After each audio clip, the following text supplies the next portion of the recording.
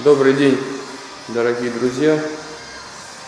Снимаю очередное видео с квартиры, на которой была и происходит в дальнейшем, и будут происходить в дальнейшем куча переделок, просто масса. Вот она, труба отопления. Но видео не об этом, видео о том, как залита стяжка пола. Если помните, я уже снимал, показывал, как положена сетка. Если не видели, не помните, посмотрите. Сетка на этой стяжке, я имею в виду, под эту стяжку точнее. Вот сейчас я пол прогрунтовал, он весь потресканный, сразу это проявилось. Здесь, в общем, заказчик долго думал, что здесь будет, какое напольное покрытие. Решил класть либо паркетную доску, либо ламинат, в общем, что-то такое. И, соответственно, под это покрытие нужно заливать здесь наливной пол, так называемый нивелирующий. Что я вам могу посоветовать?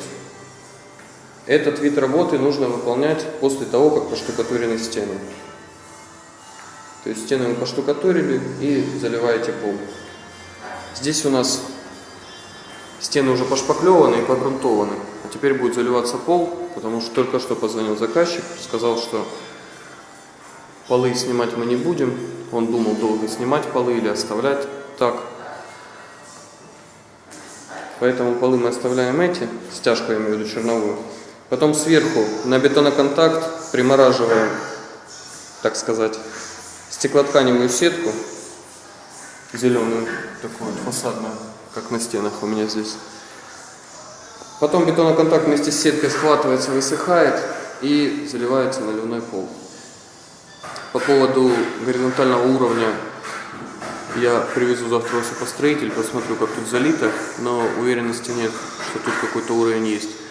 То есть по стенам будут отмечаться лазерным уровнем, так называемым, да? Будут ставиться метки от него и уже заливаться наливной пол.